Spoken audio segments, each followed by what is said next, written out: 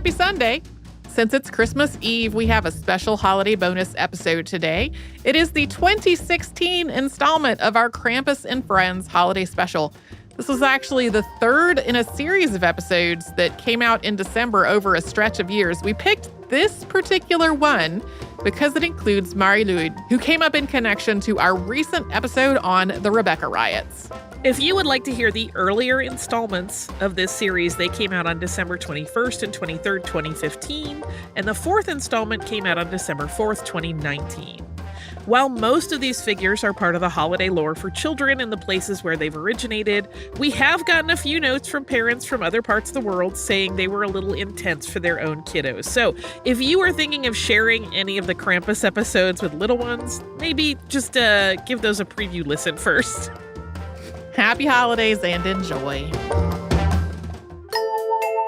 Welcome to Stuff You Missed in History Class, a production of iHeartRadio.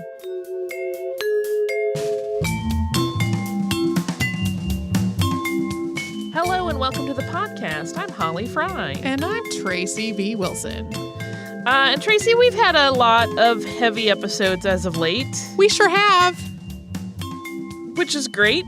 But we are heading into the holiday season, and sometimes you want to have a little frivolity. Yep. Last year, we did 2 episodes about holiday figures from around the world, where we talked about the many non-Santa Claus figures that are celebrated during the winter season. So we talked about Krampus, La Befana, Sinterklaas, Zwarte Piet, Grilla. When Tracy went on her honeymoon, she brought me back a lovely Grilla ornament. We talked about Belsnickel and Père Fouettard and Tio de Natal, but there are more than that. So today we're going to add a third installment. This will be the 2016 edition of the Krampus and Friends Holiday Power Hour. Although right out of the gate, there's no Krampus in this one. We're just using that naming convention to continue the series for continuity. But you can always go back to that previous episode, and it's not really an hour, so we're fibbers as well in that regard. But it is intended to mostly just be a fun way to think about the holidays from some other perspectives. Some of it is very kooky, and you'll be like, what? That's a Christmas or New Year's tradition? Yeah. One day, I think you were out of the office for some reason, and I put a little thing on our Facebook that was like, okay, what sorts of winter / Christmas / Yuletide topics do folks want to talk about? Because sometimes it feels like we are nearing the end of seasonal topics. And 2 of the stranger, from my point of view, figures we will be talking about came directly from the folks' suggestions on that thread.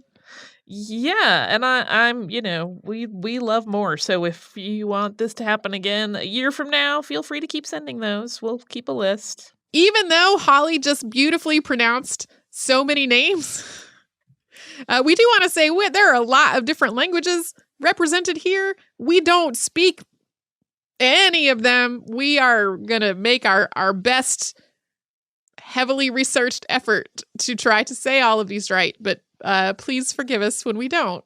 And I would say I think Tracy is probably being very kind when she says I beautifully pronounce those, because I'm confident there was some butchering taking place. As you were reading them, though, I was like, oh, those sound so lovely.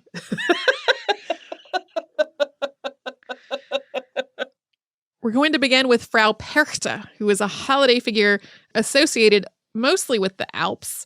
She's common in Austrian and Southern German folklore, although she's certainly not confined exclusively to that area. And she's been part of the lore in other places as well.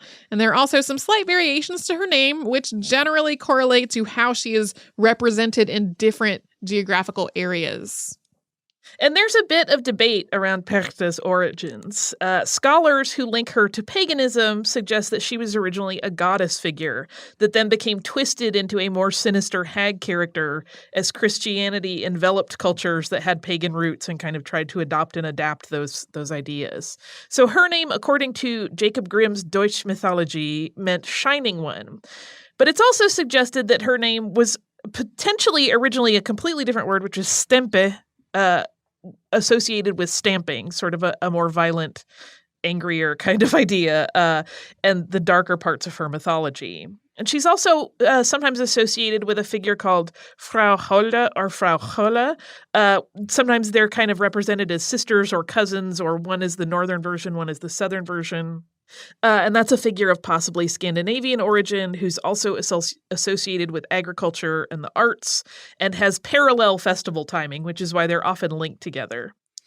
But much of Perchta's origin story is a mess of speculation and piecing together puzzles, which are missing really big pieces. This is one of those cases we often find where one writing, in this case Grimm's, asserts some things and it gets picked up and repeated as fact without any actual substantiation for those claims. Yeah, that happens a lot, particularly in folklore. I'm sure anybody, should we have any folklore scholars listening, they know that this is a big part of picking apart and teasing out the truth of any given origin story. So away from the paganism interpretation, there is a folklore scholar named J.B. Smith, and he spoke at a conference in 2000 where he described her more as the folkloric personification of Epiphany. And this was, as he put it in a paper that he published later, quote, in harmony with a general medieval tendency to personify feast and fast days. I'm just going to take a moment to say I really miss La Befana, the Epiphany witch.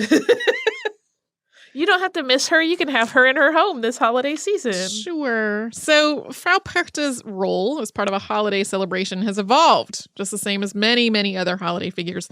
She shows up during the 12 days of Christmas, and in modern traditions, she has come to be known as sort of a behavior barometer for keeping children in line. Good children are rewarded, and bad children are punished, and lying makes her especially angry. She's kind of a grumpy protector, taking care of people and warding off evil, but really ready to dole out penalties if she thinks you've misbehaved. But earlier incarnations of Perchta were much darker in the judgment of good versus bad behavior. So she would punish people who worked, specifically those who worked at spinning, which is a task she's very closely associated with, who did that on holidays or did not participate in community feasts and celebrations. So she's often referenced as like the keeper of an enforcer of taboos. So like you do not work on a holiday, you take that time to be part of the community and feast. At times in her mythologies, she's taken on some truly gruesome characteristics. She would seek out the lazy members of a community and then punish them for their lack of motivation by cutting open their bellies, removing their viscera, and then filling them up with garbage. There are some lines that can be drawn from all of this belly slitting and her connection to feasting and making sure that people observe the holiday calendar. Yeah, there are some kind of theoreticals where people say, oh, yes, because they're not taking part in the feast. She will fill them with things that they don't like if they're not willing to be part of that meal and celebration and community moment. But her sinister holiday dealings were not just about doling out consequences for the lazy. Greed was also a target, and even being too inquisitive. So you can see how this kind of gets really to the heart of that whole community thing. Like basically don't be a troublemaker, do your work when you're supposed to, take breaks and be part of the community when you're supposed to. And there are even some less common variations in her lore in which she finds children who have lied. We mentioned a moment ago that she really hated it, and she scrapes their tongues with glass.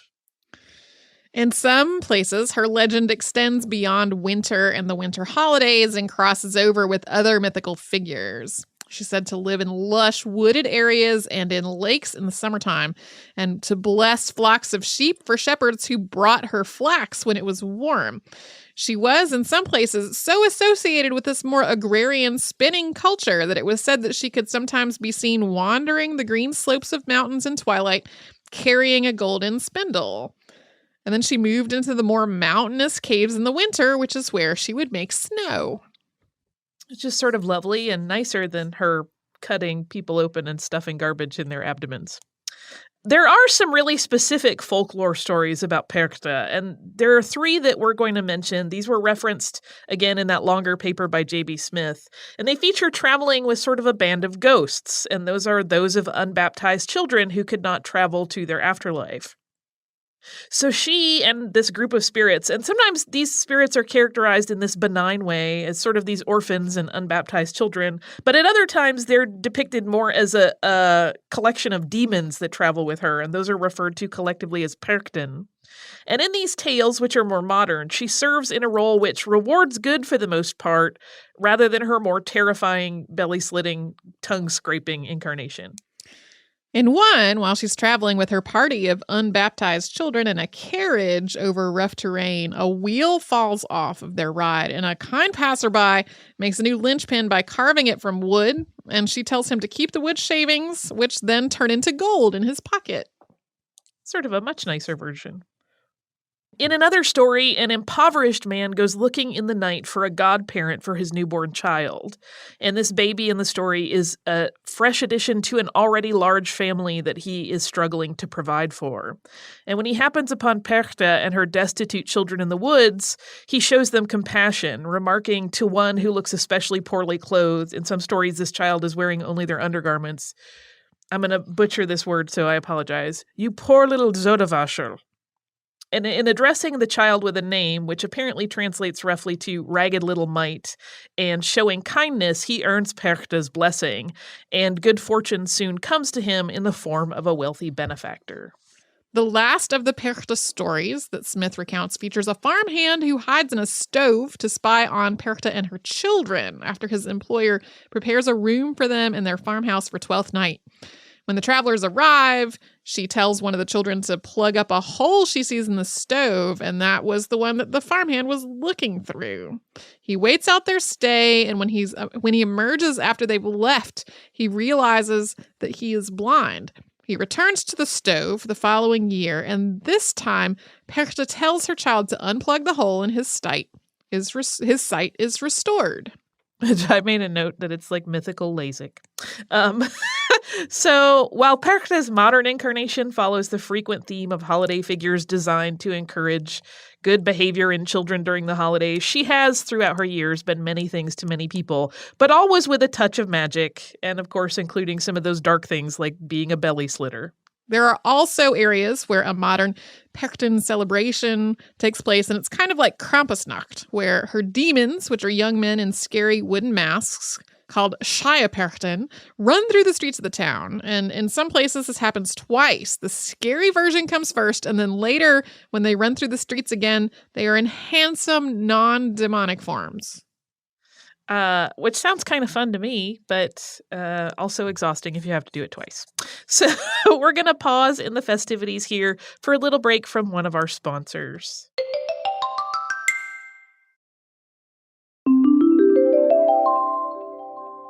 So next up is the Welsh holiday figure Mari Lwyd.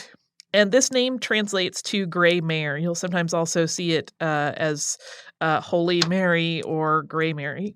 And it can be, to foreigners, sort of equal parts festive and frightening.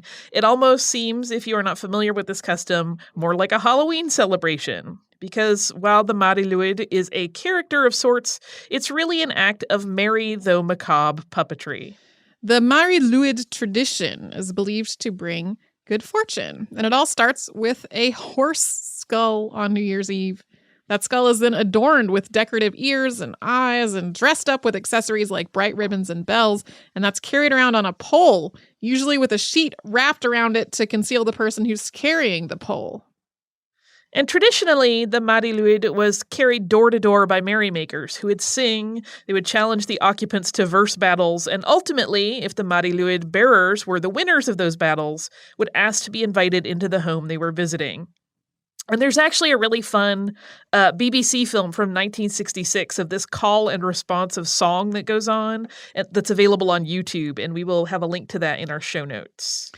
Once inside the home, the visitors would be treated to refreshments and sometimes would receive small gifts of cash. And in exchange, they would entertain for a bit before moving on to the next home. To have Mari Lwyd in your home was believed to bring with it good fortune and to clear the home of bad spirits. So really, this whole horse-bearing visitors are always invited in for some hospitality. Yeah, they always win in the battle, no matter how it plays out, they're always kind of the winners, and so they get to come in. And this is actually, if you really want to trace it back to its most basic roots, a very, very old tradition.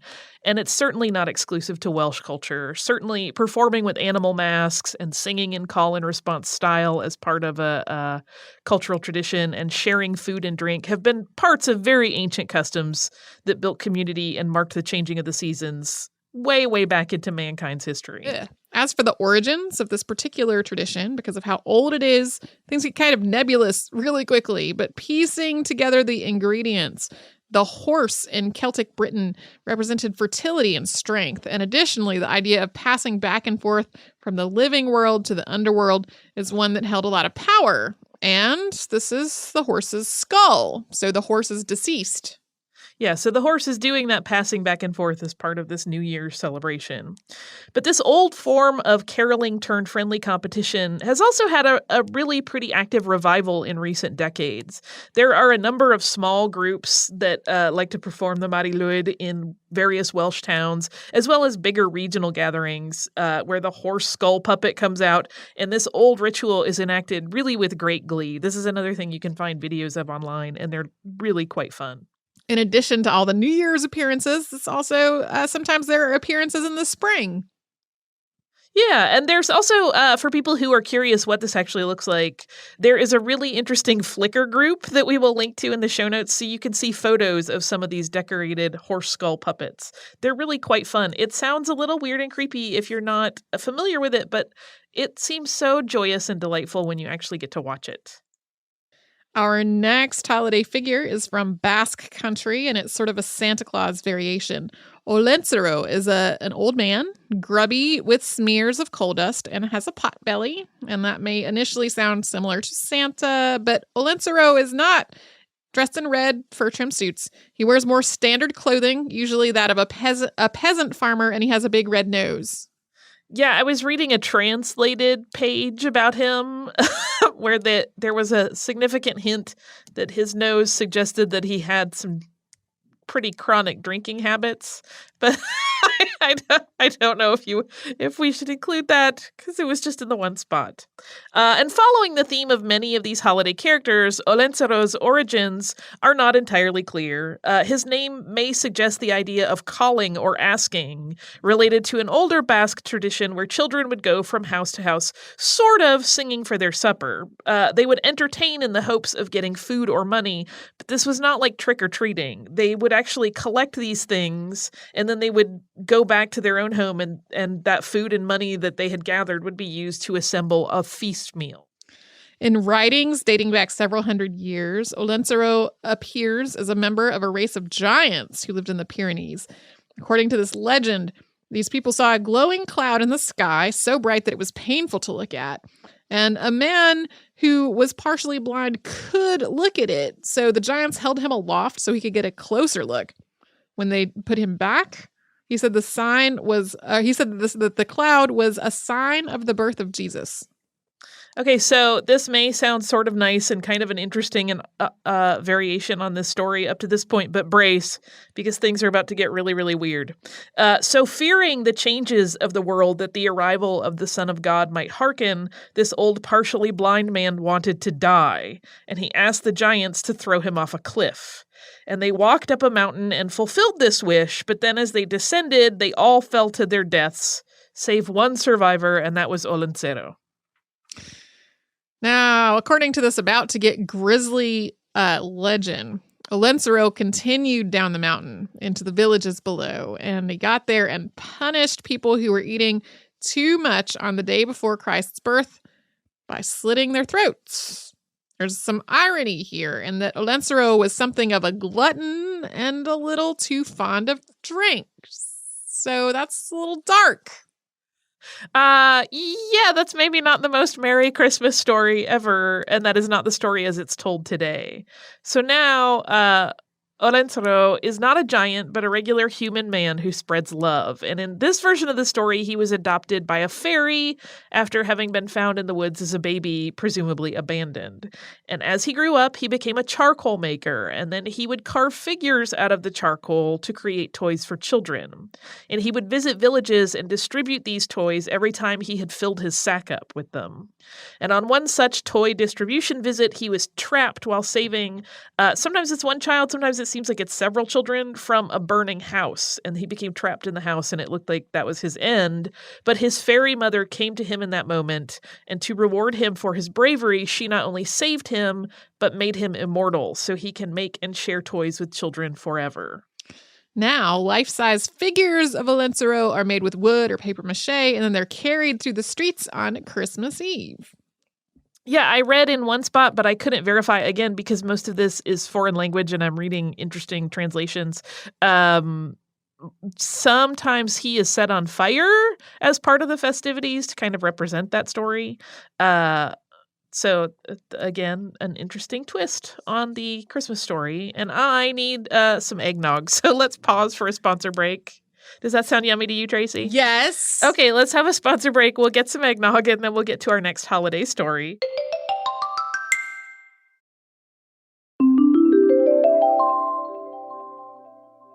Ded Moroz, or Father Frost, is a Slavic variation on Santa Claus. And Ded Moroz is an icon of winter, and he and his granddaughter, or daughter, or possibly fairy goddaughter, depending on your source, Snegorochka, bring New Year's gifts as they ride in their sleigh, which is drawn by a trio of horses and also includes a beautiful evergreen tree as its cargo. Snegorochka is often mentioned as the thing that sets Ded Moroz apart from other Santa-like figures, of which there are many. None of the others travels with a female counterpart. Snegorochka is also called the Snow Maiden, or just Snowy. And as we just mentioned, she has a number of different roles because her origin story really varies quite greatly. She may be Father Frost's daughter with the Snow Queen, or she might, as one legend tells it, be a girl made of snow by a couple desperate for a child and then brought to life by their love. In the legend, because she cannot withstand the transition from winter to spring without changing form, she sometimes becomes a cloud after the warmth melts her, and so she represents the changing of the seasons. And when she appears with Ded Moroz, however, Snegorochka is a gorgeous, glamorous creature. Her long winter robes are always bejeweled, and she helps deliver gifts to good children. She also serves as sort of this bridge between Father Frost and the children, because she'll play with the kids and she'll get Father Frost to join in from time to time. Ded Moroz has roots in the St. Nicholas story, of course, as well as the Russian hero figure of Morozko, who is similar to Jack Frost, sometimes described as a demon of snow who can freeze water with his cold iron fists. Morozko, and in turn Ded Moroz, is a duality of nature, a protector of the good and the hardworking, and the punisher of the lazy and deceitful. Yeah, pretty common theme through all of the holiday figures that we've talked about on the 3 episodes we've done on these, where they reward the good and punish the bad. And while Ded Moroz is similar to Santa in many ways, his style sets him apart a little bit. His great fur coat is ankle length, and it and his cap are normally heavily embellished with white and metallic sort of graphical scrollwork designs that can range from, like I said, that scrollwork to, a smattering of stars. They often include pearl and crystal beading that mimic sparkling snow. He also carries a magical staff that helps keep sweet old Father Frost as nimble as a youngster as he travels through the cold winter night. In the late 1990s, it was decided that Ded Moroz's home is a small town in northern Russia called Veliki Ustyug, which is in the Volогодsky region. And if you like, you can get on a train and go visit him there, where he lives in a log cabin that sits at the point where 3 rivers meet. And Ded Moroz is fortunately a voracious reader because he spends his non-winter time poring over all of the letters that he gets from the children of Russia, carefully noting what their New Year's gift wishes might be. But Ded Moroz has his own dark past in his mythology. While now he is known as this kindly, sweet man who spreads love and toys, he has been written about as a much more terrifying figure 19th century poet Nikolai Nekrasov penned a poem called Morit's Red Nose, in which Father Frost was cruel, freezing people to death for his own amusement. And one particularly horrifying move in the story, he freezes an impoverished widow and then laughs at her orphaned children. That's not cool. Not nice at all. No. But eventually his image did soften. But what really ended up sort of changing things for Ded Moroz is the Bolshevik Revolution. It halted appearances of this particular holiday figure for a time. So from 1917 into the 1930s, the sort of anti-religious movement made Ded Moroz, who is seen as a children's god, an unwelcome cultural icon. But he did reemerge in the mid-1930s. His views shifted slightly, and his benefit to the children of the country was seen as more important than the rejection of the bourgeoisie figure, although this is really when he kind of became solidified as a New Year's visitor rather than a Christmas figure. After the dissolution of the Soviet Union in 1991, variations on Ded Moroz developed in the various countries that had previously been part of the USSR. Yeah, there are certainly similarities, but some have even changed up the name to really sort of set theirs apart and kind of create their own cultural traditions. But since 2002, there's been this other interesting tradition that Ded Moroz has been part of, as sort of an act of political goodwill. So every year, Father Frost has a holiday meeting with Finland's Santa Claus at a spot on the border that the two nations share. And literally, while border guards look on, children perform songs and dances, and the two holiday figures exchange gifts with one another. According to reports that I found, in 2014, Santa Claus gave Ded Moroz a universal charger for mobile devices, possibly to keep the elves charged up and ready. And Ded Moroz gave Santa Claus a picture book with Vladimir Putin on the cover. And then in 2015, things became a bit more traditional. Ded Moroz gave Santa an ice snowflake, and Santa Claus, in turn, gave him a basket of sweets. So no telling what this year's exchange might include. It will once again be traditional or maybe ultra-modern. We don't know. I'm not completely sure why, because it doesn't exactly add up. But Snegorochka really reminds me of Susan from the Discworld books, and so now I want to go watch Hogfather. Oh, well, yeah. There's also, if you look at her, you can see that there's, to be very modern culture-y, you know, she is a snow princess, so she bears some resemblance to things like Elsa from Frozen. Sure. You know, even though Elsa is sort of a more Norway-based idea, there's still like the long blue silvery robes that have all of this sparkle and ice on them. So I thought of that as well. Yeah, and it doesn't make a lot of sense that she reminds me of Susan, except that Susan is a daughter and is in Hogfather. Like which is also a holiday tradition in its own for many people.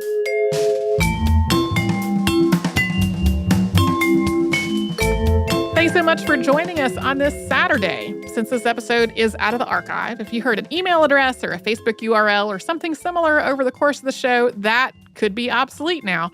Our current email address is historypodcast@iheartradio.com. You can find us all over social media at Missed in History. And you can subscribe to our show on Apple Podcasts, Google Podcasts, the iHeartRadio app, and wherever else you listen to podcasts. Stuff You Missed in History Class is a production of iHeartRadio. For more podcasts from iHeartRadio, visit the iHeartRadio app, Apple Podcasts, or wherever you listen to your favorite shows.